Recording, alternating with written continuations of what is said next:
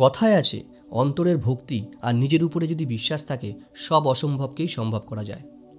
একটা ছোট গল্প। নমস্কার বন্ধুরা, আমি সুজিত। একদিন এক ধনী ব্যক্তি খুব তাড়াহুড়ো করে এয়ারপোর্টে পৌঁছালো।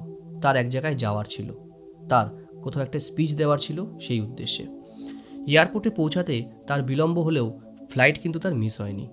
ফ্লাইটে বসে তিনি ঈশ্বরকে কৃতজ্ঞতা জানালো যে ধন্যবাদ ঠাকুর, যে তুমি আমাকে টাইম মতো ফ্লাইটে পৌঁছে দিয়েছো। এটা ভাবতে ভাবতে তিনি তার ল্যাপটপটা ওপেন করলেন কিছুটা কাজ করার জন্য। কিন্তু একরকম সময় একটা বিপত্তি এসে গেল। ফ্লাইটের থেকে ক্যাপ্টেন অ্যানাউন্স করলো যে প্রাকৃতিক দুর্যোগের কারণে আমাদের নিয়ারেস্ট এয়ারপোর্টে ফ্লাইট এখনই ল্যান্ড করতে হবে। এই কথা শুনে খুব বিচলিত হয়ে পড়লেন। এয়ারপোর্টে নেমে তিনি ভাবছেন যে তার ডেস্টিনেশনে সে কীভাবে পৌঁছাবেন। তিনি সাথে সাথে মোবাইল বার করে গুগলে সার্চ করলো যে সেখান থেকে তার ডেস্টিনেশন কতটুকু। দেখলো সেখান থেকে তার 3 ঘন্টা দূরে তার ডেস্টিনেশন।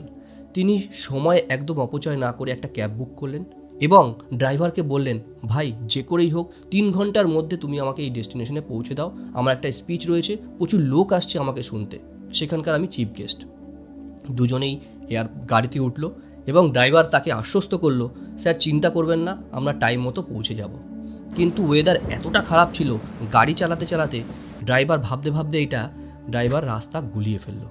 কিন্তু সে তখন সেই পেছনের বসা লোকটাকে বলতে পারছে না যে রাস্তা সে গুলিয়ে ফেলেছে, কিন্তু তাকে তো জানাতেই হবে। তখন সে ভয়ে ভয়ে জানালো, স্যার আমি রাস্তা গুলিয়ে ফেলেছি। ততক্ষণে পেছনে বসা লোকটি ভাবছে যে আমার আর ডেস্টিনেশনে মনে হয় পৌঁছানো হবে না। তখন বলল, ভাই যে করেই হোক এই প্রাকৃতিক দুর্যোগের মধ্যে আমাদের কোনো একটা শেল্টার খুঁজতে হবে, আশ্রয় না পেলে খুব মুশকিল হয়ে যাবে। তখন দেখলো দূরে একটা কুঁড়ে ঘর রয়েছে। তখন সে ভদ্রলোক গাড়ি থেকে নেমে কুঁড়ে ঘরে দরজা নক করলো এবং ভেতর থেকে একটা বৃদ্ধার আওয়াজ এলো যে বাইরে যে আসেন ভেতরে আসুন, বিরক্ত করবেন না। সেই ভদ্রলোক তখন ভেতরে গিয়ে দেখলো একজন বৃদ্ধা, সে পুজো করছে এবং বিছানায় একটা ছোট বালক শুয়ে রয়েছে। বৃদ্ধার পূজা শেষ হয়ে গেলে সে এসে ভদ্রলোককে জল নিবেদন করে বলল, বাবা তুমি কি কিছু খাবে? সেই ভদ্রলোক তখন বৃদ্ধার চোখের দিকে তাকিয়ে বলল, না ঠাকুমা, কিছু খাবো না। এই দুর্যোগের মধ্যে যে আশ্রয়টা পেয়েছি তার জন্য সত্যিই আমি ঈশ্বরের কাছে খুব কৃতজ্ঞ। তখন বলল, আমি কৃতজ্ঞ সেদিনই হব যেদিন আমার নাতি সুস্থ হয়ে যাবে। তখন বলল, কেন, কি হয়েছে ওর? তখন বলল, ওর কেউ নেই, ওর বাবা মা অনেকদিন আগেই মারা গেছে এবং আমার আশ্রয়তেই ও রয়েছে। তখন বলল, ও তারপর? বলল, ওর একটা অজানা রোগ হয়েছে যেটা আমরা কেউই ধরতে পারছি না এবং গ্রামের সকল ডাক্তারকে দেখিয়ে তারা বলছে যে দিল্লির নাকি কোন পাটনায়ক ডাক্তারবাবু আছেন, সে নাকি এই রোগের নিবারণ করতে পারেন। কিন্তু আমি তো এত সব কিছু বুঝি না, বলো আমি কি করে যাব?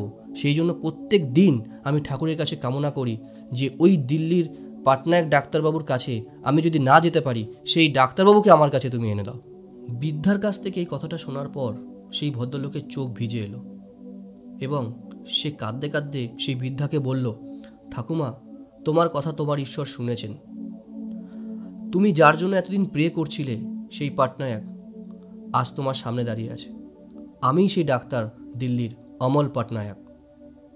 তোমার কোনো চিন্তা নেই, আমি তোমার নাতির চিকিৎসা করব। এখন আমি বুঝতে পারছি যে কেন ঠাকুর আমাকে আমার ডেস্টিনেশনে না পৌঁছে এখানে পৌঁছে দিয়েছে। কারণ একজন ডাক্তারবাবুর কাছে তার সর্বপ্রথম ডিউটি হচ্ছে রোগীর চিকিৎসা করা, কোনো কনফারেন্স অ্যাটেন্ড করা নয়। সত্যিই আমি ঠাকুরের কাছে কৃতজ্ঞ। এই কথা শুনে বৃদ্ধা অবাক হয়ে গেলেন। গল্পটা খুব ছোট, কিন্তু এর সারমর্ম বিশাল বড়। যদি তুমি অন্তর থেকে কিছু চাও এবং তোমার মধ্যে যদি ভক্তি থাকে আর কনফিডেন্স থাকে, তুমি সব কিছু জয় করতে পারবে, সব অসম্ভবকে তুমি সম্ভব করতে পারবে। এই বলে আজকের গল্পটা শেষ করছি। দেখা হচ্ছে একটা নতুন গল্পে।